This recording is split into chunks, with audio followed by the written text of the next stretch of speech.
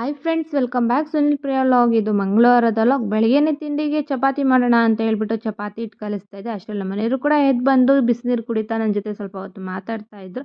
ಇನ್ನು ನಾನು ಚಪಾತಿ ಹಿಟ್ಟು ಕಲಿಸ್ಬಿಟ್ಟು ಕಸ ಹೊಡೆಯೋಣ ಅಂತೇಳಿ ಕಸ ಹೊಡಿತಾ ಇದ್ದೆ. ಇನ್ನು ನನ್ನ ಮಗಳು ಕೂಡ ಎದ್ದು ಬಂದ್ಲು. ಅವಳಿಗೆ ರಾತ್ರಿ ಏನೋ ಕನಸು ಬಿದ್ದಿತ್ತಂತೆ. ಅದನ್ನು ನನ್ನ ಹತ್ರ ಹೇಳೋವರೆಗೂ ಅವಳಿಗೆ ಸಮಾಧಾನ ಇರಲ್ಲ.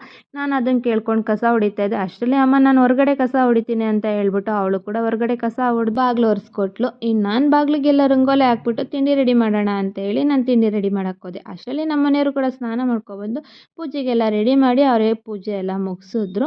ಇನ್ನು ನಾನು ತಿಂಡಿಗೆ ಅಂತೇಳಿ ಚಪಾತಿ ಮತ್ತು ಟೊಮಟೊ ಗೊಜ್ಜು ಮಾಡಿದ್ದೆ. ಇನ್ನು ನಾನು ಚಪಾತಿ ಬೇಯಿಸ್ತಾ ಇದ್ನಲ್ಲ, ಅದಕ್ಕೆ ಅವರೇನೆ ತಿಂಡಿ ಹಾಕ್ಕೊಂಡು ತಿಂಡಿ ತಿಂದ್ಬಿಟ್ಟು ಇನ್ನು ಮಗಳನ್ನ ಮುದ್ದಾಡಿ, ಅದಂತೂ ನಮ್ಮ ಮನೆಯವ್ರಿಗೆ ರೆಗ್ಯುಲರ್ ಗಿಫ್ಟು ಅಂತಲೇ ಹೇಳ್ಬೋದು, ಮಗಳು ಮುತ್ತು ಕೊಡೋದು.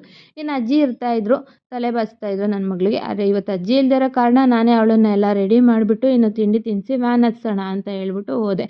ವ್ಯಾನು ಕೂಡ ಅಣ್ಣ ಇರ್ತಾಯಿದ್ರು, ಅವ್ರು ಕರ್ಕೊಂಡೋಗಿ ಹತ್ತಿಸ್ತಾ ಇದ್ರು. ಆದರೆ ಇವತ್ತು ಅವರಿಬ್ಬರು ಇಲ್ಲದೇ ಇರೋ ಕಾರಣ ನಾನೇ ಒಂಥರ ರೋಬೋಟ್ ಥರ ಕೆಲಸ ಮಾಡಿದೆ ಅಂತಲೇ ಅನ್ನಿಸ್ತು. ಇನ್ನು ನಾನು ಮನೆಗೆ ಬಂದು ಈ ಥರ ಇದ್ದಿದ್ದು ಅಡುಗೆ ಮನೆ ಎಲ್ಲನೂ ಈ ಥರ ಕ್ಲೀನ್ ಮಾಡಿ, ಇನ್ನು ಸ್ವಲ್ಪ ಬಟ್ಟೆ ಇತ್ತು ಅಂತ ಹೇಳಿ ಬಟ್ಟೆ ಎಲ್ಲ ಮಡಚಿಟ್ಟು ನಾನು ಕೂಡ ಸ್ನಾನ ಮಾಡ್ಕೊಬಂದು ರೆಡಿ ಆಗ್ತಾಯಿದ್ದೆ. ಇವತ್ತು ಸ್ವಲ್ಪ ಅಮ್ಮ ಮನೇಲಿ ಕೆಲಸ ಇತ್ತು, ಅಮ್ಮ ಮನೆಗೆ ಹೋಗ್ಬೇಕಾಗಿತ್ತು ಅಂತ ಹೇಳಿ ನಾನು ಕೂಡ ರೆಡಿಯಾಗಿ ತಿಂಡಿ ತಿಂದು ಇನ್ನು ಅಮ್ಮ ಮನೆಗೆ ಹೊರಟೆ. ಈ ವಿಡಿಯೋ ಇಷ್ಟ ಆದರೆ ಲೈಕ್ ಮಾಡಿ, ಶೇರ್ ಮಾಡಿ, ಕಮೆಂಟ್ ಮಾಡಿ. ಇನ್ನೂ ಯಾರೆಲ್ಲ ನನ್ನ ಪೇಜ್ನ ಫಾಲೋ ಮಾಡ್ತೀನಿ ನೋಡ್ತಾ ಇದ್ದೀರಾ, ಪ್ಲೀಸ್ ಫಾಲೋ ಮಾಡಿ.